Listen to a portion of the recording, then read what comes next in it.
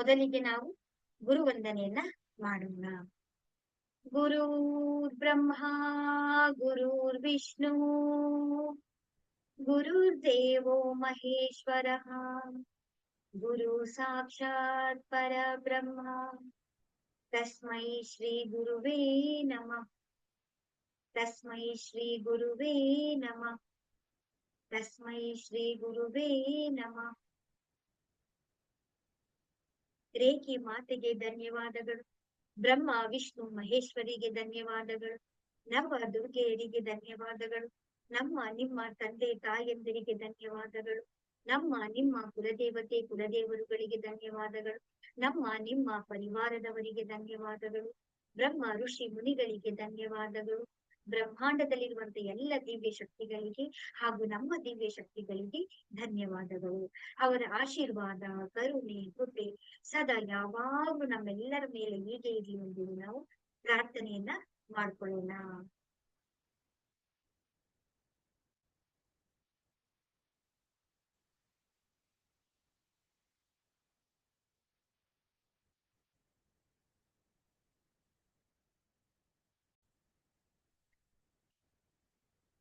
ನಾವು ಯಾಕೆ ಪ್ರತಿದಿನ ಜ್ಞಾನವನ್ನ ನಾವು ತಿಳ್ಕೊಳ್ಬೇಕು?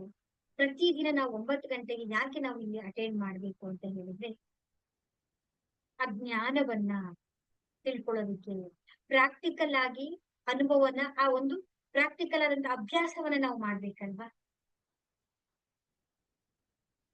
ಒಂದೊಂದೇ ಹೆಜ್ಜೆನ ನಿಮ್ಮ ಕೈನ ಹಿಡ್ಕೊಂಡು ನಾವು ಜೊತೆಗೆ ಕರ್ಕೊಂಡು ಹೋಗ್ತಾ ಇರ್ತೀವಿ. ನಿಮಗೆ ಅರಿವಿರಲ್ಲ.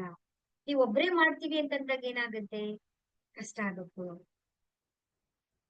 ನಿಮ್ಗೆ ಯಾವುದೇ ಇರ್ಲಿ, ಯಾವುದೇ ಸಮಸ್ಯೆಗಳಿರ್ಲಿ, ಯಾವುದೇ ತೊಂದರೆಗಳಿರ್ಲಿ, ನೀವು ಕರೆಕ್ಟ್ ಆದಂತ ಸಮಯಕ್ಕೆ ನಿಮ್ಮ ಶರೀರವನ್ನ ನೀವು ಇಲ್ಲಿ ತಂದು ಕೂರಿಸ್ತು ಅಂತ ಹೇಳಿದ್ರೆ ನೀವೇ ಹೇಳ್ತೀರ ನನಗೆ,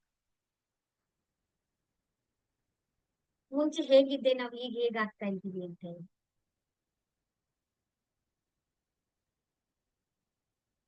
ಒಂದು ಕತೆ ನನಗೆ ನೆನಪಾಗುತ್ತೆ. ಒಬ್ರು ಸದ್ಗುರು ಇರ್ತಾರೆ. ಸದ್ಗುರು ಏನ್ ಮಾಡ್ತಾರೆ ಅಂದ್ರೆ, ಊರಿಗೆ ಬಂದಿರ್ತಾರೆ. ಊರಲ್ಲಿ ಎಲ್ಲಾ ಕಡೆನೂ ಕೂಡ ಅವರು ಜ್ಞಾನವನ್ನ ಹಂಚ್ತಾ ಇರ್ತಾರೆ, ಅವ್ರು ತಿರುಗಾಡ್ತಾ ಇರ್ತಾರೆ. ಎಲ್ಲರಿಗೂ ಕೂಡ ಅವರು ಯಾರ ಸಮಸ್ಯೆಗಳಿಂದ ಬಂದ್ರು ಕೂಡ ಅವ್ರಿಗೆಲ್ಲರಿಗೂ ಕೂಡ ಪರಿಹಾರವನ್ನ ಅವರು ಹೇಳ್ತಾ ಇರ್ತಾರೆ, ಪರಿಹಾರವನ್ನ ಕೊಡ್ತಾ ಇರ್ತಾರೆ. ಎಲ್ಲ ಜೊತೆಗೂ ಕೂಡ ಅವರು ಬೆರೀತಾ ಇರ್ತಾರೆ. ಯಾರೇ ವ್ಯಕ್ತಿ ಯಾರೇ ಬಂದ್ರು ಕೂಡ ಅವರ ಜ್ಞಾನವನ್ನ ಎಲ್ಲರಿಗೂ ಕೂಡ ಹಂಚ್ತಾ ಇರ್ತಾರೆ. ಆಗ ಊರಿನಲ್ಲಿರುವಂತ ಒಬ್ಳು ಹೆಣ್ಣು ಮಗಳು ಬರ್ತಾರೆ. ಗುರೂಜಿ, ನಿಮ್ಮ ಜ್ಞಾನವನ್ನ ನನಗೆ ಕೊಡಿ,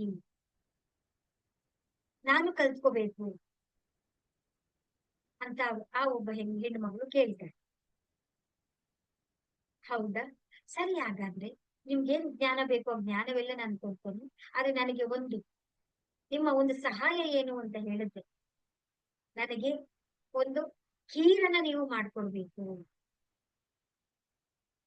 ಆ ಖೀರನ್ನ ನಾನು ಭೋಜನವಾಗಿ ನಾನು ಸ್ವೀಕರಿಸಬೇಕು.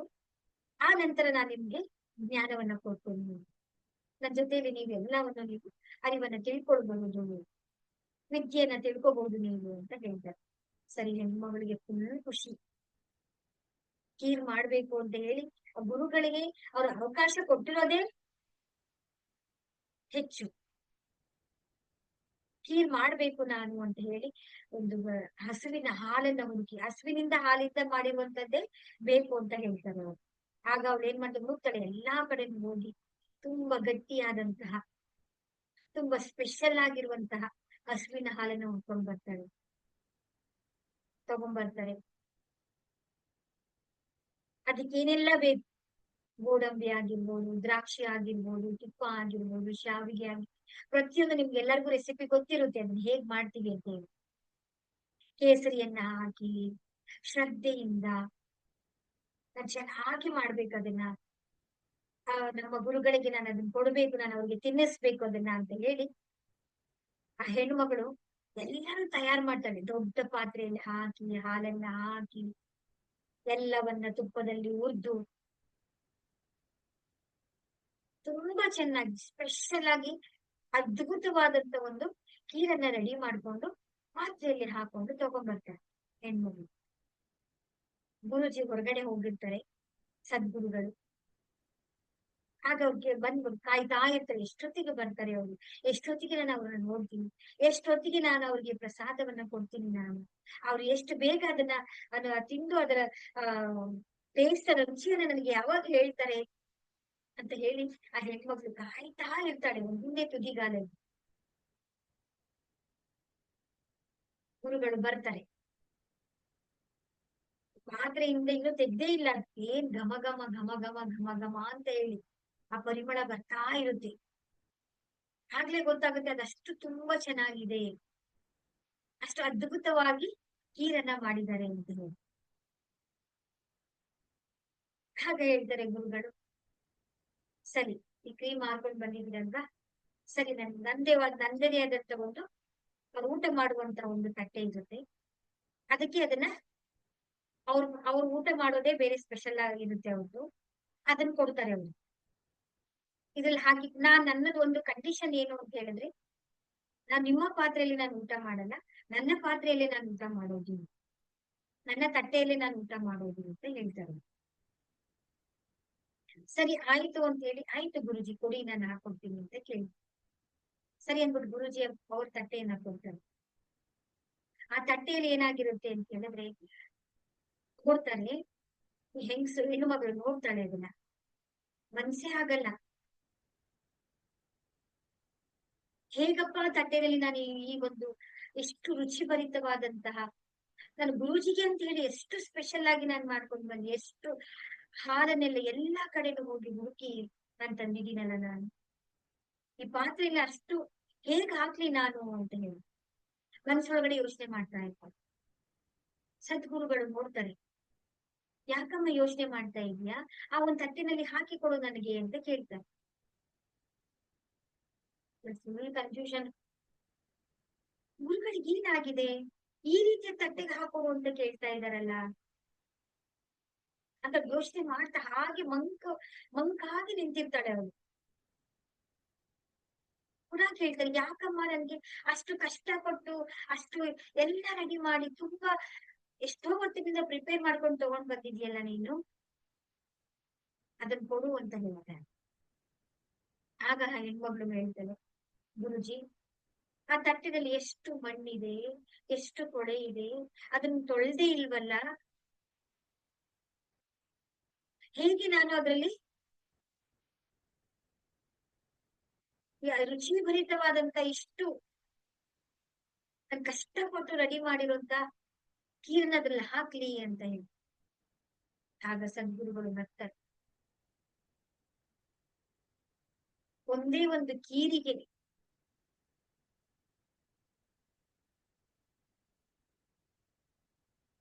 ಬೆಳಿಗ್ಗೆಯಿಂದ ಇವತ್ತು ಸ್ಪೆಷಲ್ ಆಗಿ ಒಂದು ದಿನದಲ್ಲಿ ನೀವು ಒಂದೇ ಒಂದು ದಿನ ನಾನು ಹೇಳ್ದೆ ಅಂತ ಹೇಳಿದ್ರೆ ಕೀರನ್ನ ರೆಡಿ ಮಾಡ್ಕೊಂಡು ಬಂದಿದ್ದೀರಲ್ಲ, ಆ ಈ ರೆಡಿ ಮಾಡ್ಕೊಂಡು ಬಂದಿರೋದಕ್ಕೆ ನೀವು ಇಷ್ಟೊಂದು ಬೇಸರ ಮಾಡ್ಕೊಂಡು, ನಾನ್ ಮಾಡಿದ್ದು ಇಷ್ಟು ರುಚಿಯಾಗಿ ಮಾಡಿದ್ದು ಕೊಡ್ಬೇಕು ಅಂತ ತಂದಿದ್ದೀನಲ್ಲ ಅಂತ ಹೇಳಿ ಯೋಚನೆ ಮಾಡ್ತಾ ಇದ್ದೀರಲ್ಲ,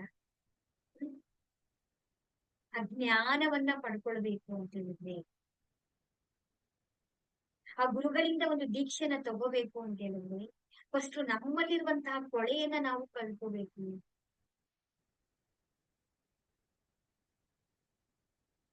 ನಮ್ಮಲ್ಲಿ ಏನಿರುತ್ತೆ, ಮೋಹ, ಮದ, ಮತ್ಸರ್ಯ, ಅರಿಷಡ್ವರ್ಗಗಳಿಂದ ಕೂಡಿರ್ತೀವಲ್ಲ ನಾವು, ಅದೆಲ್ಲವನ್ನು ನಾವೇನ್ ಮಾಡ್ಬೇಕು, ನಾವು ತೊಳಿತಾ ಹೋಗ್ಬೇಕು. ಅದೆಲ್ಲವನ್ನು ನಾವು ಯಾವಾಗ ಅದು ತೊಳೆಯೋದು, ಗುರುವಿನ ಸಂಘದಲ್ಲಿ, ಗುರುವಿನ ಮಾರ್ಗದರ್ಶನದಲ್ಲಿ, ಗುರುವಿನ ಮುಖಾಂತರ ಅದೆಲ್ಲವೂ ಕೂಡ ತೊಳೆಯುತ್ತಾ ಬರುತ್ತೇವೆ. ನಾವು ಗುರುವಂದನೆಯನ್ನ ಮಾಡ್ತೀವಿ, ನಾವು ಏನಂತ ಮಾಡ್ತೀವಿ ಹೇಳಿ, ಗುರುವೇ ಬ್ರಹ್ಮ, ಗುರುವೇ ವಿಷ್ಣು, ಗುರುವೇ ಮಹೇಶ್ವರ ಅಂತ ಹೇಳಿದ್ರೆ, ಗುರುವಿನ ಮುಂದೆ ಆ ಪರಮಾತ್ಮನು ಇಲ್ಲ. ಆ ಪರಮಾತ್ಮನನ್ನ ಆ ದಾರಿನ ತೋರ್ಸೋರೇ ಯಾರು, ಆ ಪರಮಾತ್ಮನ ಸ್ವರೂಪವನ್ನ ಕರ್ಕೊಂಡು ಹೋಗಿ ಇವರೇ ಪರಮಾತ್ಮ ಅಂತ ಹೇಳಿ ಅನುಭೂತಿಯನ್ನ ಮಾಡಿಸುವಂತವ್ರು ಯಾರು?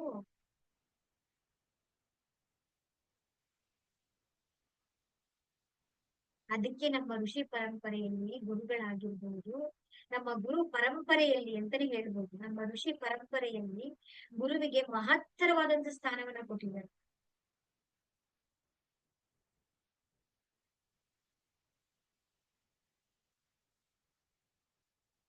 ನಮಗೂ ಕೂಡ ಸಾಧನೆ ಮಾಡ್ಬೇಕು ಅನ್ನೋ ಒಂದು ತಪನೆ ಇರ್ಬೇಕಲ್ವಾ? ಒಂದಿನ ಬರ್ತೀವಿ, ಒಂದಿನ ಬರಲ್ಲ, ಒಂದಿನ ಅಟೆಂಡ್ ಮಾಡ್ತೀವಿ, ನಮಗೇನ್ ಸಿಗುತ್ತೆ? ನಾವ್ ಇನ್ನು ಆಲೋಚನೆನೇ ಮಾಡ್ತಾ ಇರ್ತೀವಲ್ಲ ನಾವು.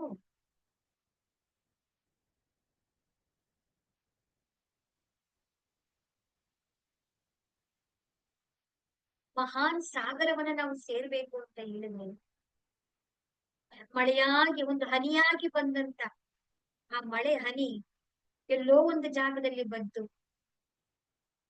ಆ ನದಿಲ್ ಬಿದ್ದು, ಹಳ್ಳದಲ್ಲಿ ಬಿದ್ದು, ಬಾವಿನಲ್ಲಿ ಬಿದ್ದು, ಅದು ನೀರಾಗಿ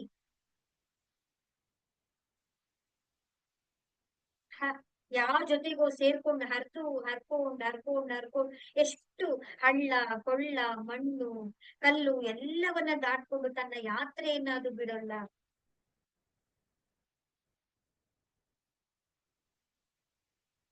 ಯಾರೇ ಬರ್ಲಿ ಯಾರ್ ಬರ್ದೇ ಇರ್ಲಿ ತನ್ನ ಜೊತೆಗೆ ಏನ್ ಬರುತ್ತೆ, ಕಸ ಬರ್ಬೋದು, ಕಡ್ಡಿ ಬರ್ಬೋದು, ಧೂಳ್ ಬರ್ಬೋದು, ಎಲ್ಲವನ್ನ ಹೊತ್ಕೊಂಡು ಹೋದ ನೀರು, ಹನಿ ಹನಿಯಾದಂತ ಆ ಬಂದಂತ ಸೇರಿದಂತ ನೀರು ನಿಧಾನವಾಗಿ ಹಳ್ಳವಾಗಿ ನದಿಯಾಗಿ ಹೇಗೋ ತನ್ನ ಯಾತ್ರೆಯನ್ನ ಅದು ಬಿಡೋಲ್ಲ. ನಿಧಾನವಾಗಿ ಮುಂದೆ ಸಾಗ್ತಾ ಅದರ ಗುರಿ ಏನು? ಮಹಾನ್ ಸಾಗರವನ್ನ ನಾನು ಸೇರ್ಬೇಕು.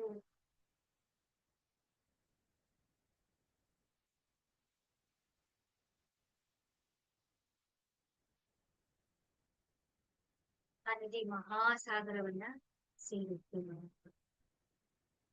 ನಾವುಗಳು ಹಾಗೆ ಒಂದೊಂದೇ ಒಂದೊಂದು ಮಳೆ ಹನಿ ಆಗಿ ಆ ಮಳೆ ಹನಿ ಎಲ್ಲಿ ಬಿಡ್ಬೇಕು ಹೇಳಿ? ಮಳೆ ಹನಿ ಆ ಮುತ್ತಲ್ ಬಿದ್ರೆ, ಆ ಕಪ್ಪಿ ಚಿಪ್ಪಲ್ ಬಿದ್ದಾಗ ಮಾತ್ರ ಅದು ಗೊತ್ತಾಗಕ್ ಸಾಧ್ಯ. ಅದೇ ಮಳೆ ಹನಿ ಮೋರಿಯಲ್ಲಿ ಹೋಗಿ ಬಿದ್ರೆ,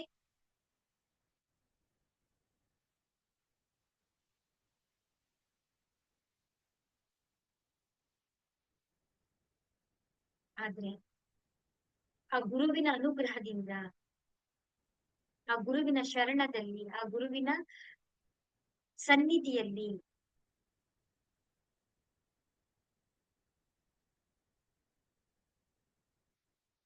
ಆ ಗುರು ಎಂತ ಮಹಾನ್ ಕರುಣಾಮಯಿ ಅಂತ ಹೇಳಿದ್ರೆ, ಅವ್ರು ಏನ್ ಕಲ್ತಿರ್ತಾರೋ ಅದೆಲ್ಲವನ್ನ ಧಾರೆ ಎರೆಯೋದಿಕ್ಕೆ ಕಾಯ್ತಾ ಇರ್ತಾರೆ ಅವ್ರು. ಯಾವುದನ್ನು ಕೂಡ ತಮ್ಮ ಬಳಿ ಇಟ್ಕೊಳಕ್ಕೆ ಅವ್ರು ಬಯಸಲ್ಲ.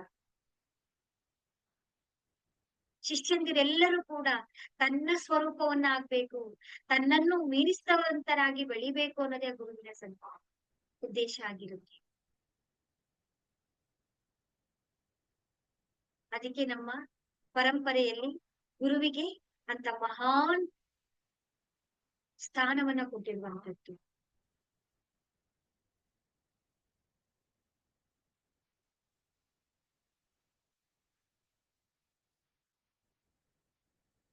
ನಾನು ಕೂಡ ನಿಮ್ಮ ಹಾಗೆ ಇದ್ದೆ ನಾನು. ಆದ್ರೆ ನಾನು ಕೂಡ ಆ ಗುರುವಿನ ಸದ್ಗತಿಯಲ್ಲಿ, ಅವರ ಶರಣದಲ್ಲಿ, ಅವರ ಮಾರ್ಗದರ್ಶನದಲ್ಲಿ ಆ ಗುರುವಿನ ಕೆಲಸವನ್ನ ನಾನು ಮುಂದುವರ್ಸ್ಕೊಂಡು ಹೋಗ್ಬೇಕು ಅಂತ ಹೇಳಿ ಈ ಒಂದು ಯಾತ್ರೆಯಲ್ಲಿ ನಾನು ನಿಮ್ಮೆಲ್ಲರ ಜೊತೆನಲ್ಲೂ ಕೂಡ ನಾನು ಸಾಕ್ತಾ ಇದ್ದೀನಿ.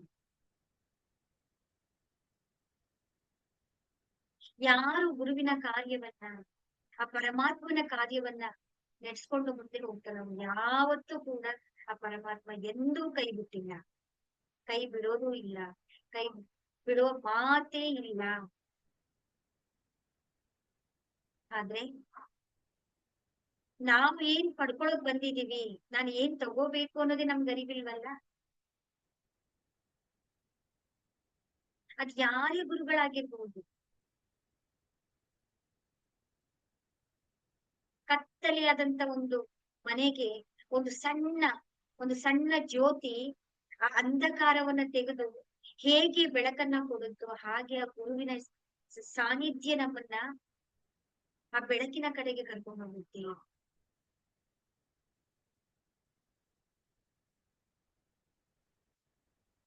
ನೀವ್ ಎಷ್ಟೇ ಕೋಟಿ ಕೊಟ್ಟು, ಸಾವಿರಾರು ಕೋಟಿ ಕೊಟ್ಟು ನೀವು ಮನೆಯನ್ನ ಕಟ್ಟಿರ್ಬೋದು. ನೀವು ಈ ಡಿಸೈನ್ ಮಾಡ್ಸಿರ್ಬೋದು, ಆ ಡಿಸೈನ್ ಮಾಡ್ಸಿರ್ಬೋದು, ಏನೇನೋ ಇಂಟೀರಿಯರ್ ಡೆಕೋರೇಷನ್ ಎಲ್ಲ ಮಾಡ್ಸಿರ್ಬೋದು, ಸ್ಪೆಷಲ್ ಆಗಿ ಹೇಗೆ ಮಾಡಿದ್ರು ಕೂಡ ಸಾವಿರಾರು ಕೋಟಿ ಕಟ್ಟಿರುವಂತ ಮನೆಗೆ ನಾವು ವೈರ್ ಕನೆಕ್ಷನ್ ಮಾಡ್ಸಿಲ್ಲ ಅಂತ ಹೇಳಿದ್ರೆ ಆ ಮನೆ ಜ್ಯೋತಿ ಬೆಳಗದಿಕ್ ಸಾಧ್ಯನಾ?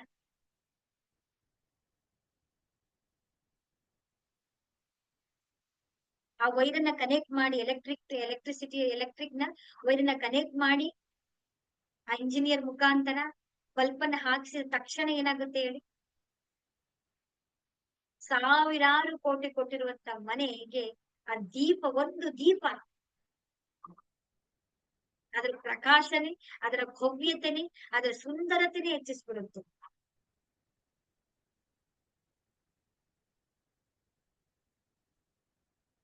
ಯಾರ ಜೀವನದಲ್ಲಿ ಸದ್ಗುರುವಿನ ಅನುಗ್ರಹ ಆಗುತ್ತೋ ಅವರ ಜೀವನವೆಲ್ಲವೂ ಕೂಡ ಪ್ರಕಾಶಮಯವಾಗುತ್ತೆ. ಸದ್ಗುರುವನ್ನ ಪಡ್ಕೊಳ್ಳೋದಕ್ಕೂ ಕೂಡ ನಾವು ಪುಣ್ಯ ಮಾಡಿರ್ಬೇಕು. ಯಾರಿಗೂ ಕೂಡ ಅಷ್ಟು ಸುಲಭವಾಗಿ ಸದ್ಗುರುಗಳು ಸಿಗೋದು ಸಾಧ್ಯನೇ ಇಲ್ಲ. ಆ ದಾರಿಯಲ್ಲಿ ಆ ಪರಮಾತ್ಮನ ಅನುಗ್ರಹ ಇದ್ರೆ ಮಾತ್ರ ನಾವು ಆ ಸದ್ಗುರುವನ್ನ ಪಡೆಯೋದಕ್ಕೆ, ಅವರ ಮಾರ್ಗದರ್ಶನದಲ್ಲಿ ನಾವು ಪರಮಾತ್ಮನ ಕಾಣೋದಕ್ಕೆ ಸಾಧ್ಯ. ನಿಮ್ಮ ಅಂತರಾತ್ಮ ಯಾರನ್ನ ಗುರು ಅಂತ ಹೇಳುತ್ತೋ ಅವರನ್ನ ಯಾವತ್ತೂ ಕೈ ಬಿಡ್ಬೇಡಿ. ಇನ್ನು ಹುಡುಕಾಟದಲ್ಲಿ, ಅಲೆದಾಟದಲ್ಲಿ, ಓಲಾಟದಲ್ಲೇ ಜೀವನ ಕಳೆದ್ಬಿಟ್ರೆ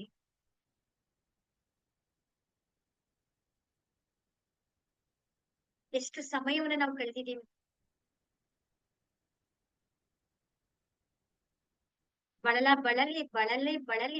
ಬಳಲಿ ನಾವು ಕೊನೆಗೆ ಏನೋ ಪಡ್ಕೊಳಕ್ ಆಗದ ಸ್ಥಿತಿಗೆ ನಾವು ತಲುಪಿಟ್ರೆ ಅದ್ ನೋಡುವಂತ ದೃಷ್ಟಿ ನಮ್ಮಲ್ಲಿ ಇರ್ಬೇಕು. ಇವತ್ತಿನ ಕಾಲದಲ್ಲಂತೂ ಗುರುಗಳು ಹೇಗಿರ್ತಾರೆ ಅಂದ್ರೆ ನಾರ್ಮಲ್ ಆಗಿದ್ದಾರೆ ಎಲ್ಲಾರು. ಅವ್ರನ್ನ ಕಂಡಿಡಿಯೋದು ಒಳಗಿನ ದೃಷ್ಟಿಯಿಂದ ಕಂಡಿಡಿಬೇಕು ನಾವು. ಅವ್ರು ಹಾಕೊಂಡಿರುವಂತ ವಸ್ತ್ರಗಳಿಂದ ಕಂಡಿಡಿಯೋಕಾಗ್ತ ಆಗಲ್ಲ. ಯಾಕಂದ್ರೆ ಜ್ಞಾನವಂತರು, ತಿಳಿದಿರುವಂತವರು ಈಗ್ಲೂ ಕೂಡ ಸೈಲೆಂಟ್ ಆಗಿ ತಮ್ಮ ಕೆಲಸಗಳನ್ನ ಮಾಡ್ತಾ ಇದ್ದಾರೆ. ಈ ಭರತ ಭೂಮಿಯಲ್ಲಿ ಸೈಲೆಂಟ್ ಆಗಿ ತಮ್ಮ ಕೆಲಸ ಕಾರ್ಯಗಳನ್ನ ಮಾಡ್ತಾ ಇದ್ದಾರೆ. ಅವ್ರನ್ನ ಕಂಡಿಡಿಯೋದು ಹೇಗೆ ಅಂದ್ರೆ ನಮ್ಮ ಒಳಗಣ್ಣಿನಿಂದ ಮಾತ್ರ ನಾವು ಅವ್ರನ್ನ ಕಂಡಿಡಿಯೋಕಾಗೋದು. ಆ ಒಳಗಣ್ಣಿನ ದೃಷ್ಟಿಯಿಂದ ನಾವು ನೋಡಿದಾಗ ಮಾತ್ರ ನಮ್ಮ ಅರಿವಿಗೆ ಬರುವಂತದ್ದು. ಅಂತ ಸದ್ಗುರುವಿನ ಸಾನ್ನಿಧ್ಯವನ್ನ ಪಡೆದಂತ ಎಲ್ಲರೂ ಕೂಡ ಕೈ ಬಿಡಿ, ಅವ್ರನ್ನ ಬಿಡ್ಬೇಡಿ. ನೀವು ಗಟ್ಟಿಯಾಗಿ ಇಟ್ಕೊಳ್ಳಿ. ಯಾಕೆ ಅಂತ ಹೇಳಿದ್ರೆ ಅವರು ನಿಮ್ಮನ್ನ ಎಲ್ಲಿ ತಲುಪಿಸ್ಬೇಕು ಅಲ್ಲಿ ತಲುಪಿಸ್ತಾರೆ. ಒಂದು ಸರಿ ನೀವೇನ್ ಮಾಡ್ತೀರಾ, ಟ್ರೈನ್ ಅಲ್ಲಿ ಕುತ್ಕೊಂಡ್ಬಿಡ್ತೀರಾ, ನೀವು ಟಿಕೆಟ್ ತಗೊಳ್ತೀರಾ, ಕುತ್ಕೊಂಡ್ಬಿಡ್ತೀರಾ. ನಿಮ್ಗೆ ಡ್ರೈವರ್ ಯಾರು ಅಂತ ಗೊತ್ತಾ? ಅಲ್ಲಿ ಯಾರು ಕೆಲಸ ಮಾಡ್ತಿದಾರೆ ಅಂತ ಗೊತ್ತಾ? ಆ ಬೋಗಿಯಲ್ಲಿ ಯಾರು ಬರ್ತಾರೆ ಅಂತ ಗೊತ್ತಾ ನಿಮ್ಗೆ? ನೀವು ಕೂತಿರುವಾಗ ಯಾರು ಹತ್ಕೊಳ್ತಾರೆ, ನಿಮ್ಮ ಜರ್ನಿಯಲ್ಲಿ ಯಾರು ಬರ್ತಾರೆ, ಯಾರು ಹೋಗ್ತಾರೆ, ಎಷ್ಟು ದೂರ ಪ್ರಯಾಣ ಮಾಡ್ಬೇಕು ನಾನು, ನಮಗ್ ಗೊತ್ತಿರುತ್ತೆ. ಒಮ್ಮೆ ನಾವು ಆ ರೈಲು ಬೋಗಿಯಲ್ಲಿ ಬಂದು ಕೂತ್ಕೊಂಡ್ರೆ ಸಾಕು.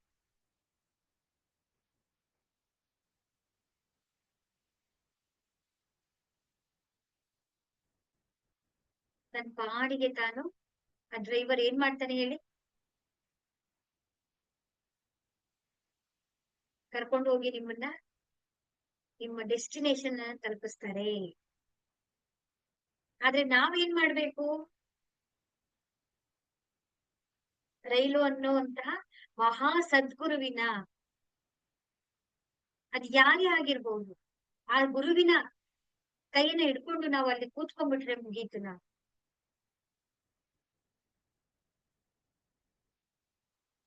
ನಿಮ್ಗೆ ಯಾವ ಡೆಸ್ಟಿನಿ ಬರುತ್ತಲ್ಲ ಅಲ್ಲಿಗೆ ಕರ್ಕೊಂಡು ಹೋಗಿ ನಿಮ್ಮನ್ನ ಸೇರಿಸುವಂತಹ ನಿಮಗಿಂತ ಹೆಚ್ಚಿನ ಜವಾಬ್ದಾರಿಯನ್ನ ಆ ಸದ್ಗುರುಗಳು ತಗೊಂಡ್ಬಿಡ್ತಾರೆ.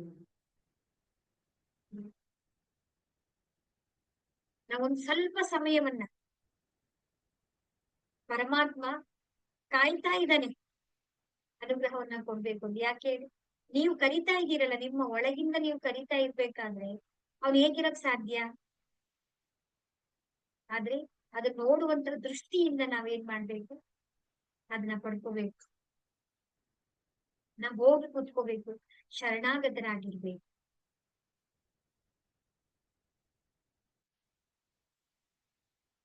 ಗುರುವಿನ ಆಶೀರ್ವಾದದ ಬೆಳಕಿನಲ್ಲಿ ನಾವು ಯಾವುದೇ ಗೊಂದಲ ಇಲ್ಲದೆ, ಗದ್ದಲಗಳಿಲ್ಲದೆ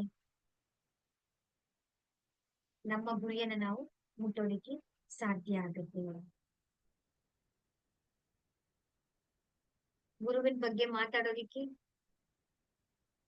ಎಷ್ಟು ವರ್ಣಿಸಿದ್ರು ಕೂಡ ಪದಗಳೇ ಸಾಕಾಗಲ್ಲ. ಎಲ್ಲರಿಗೂ ಕೂಡ ಒಳ್ಳೇದಾಗ್ಲಿ. ಧನ್ಯವಾದಗಳು.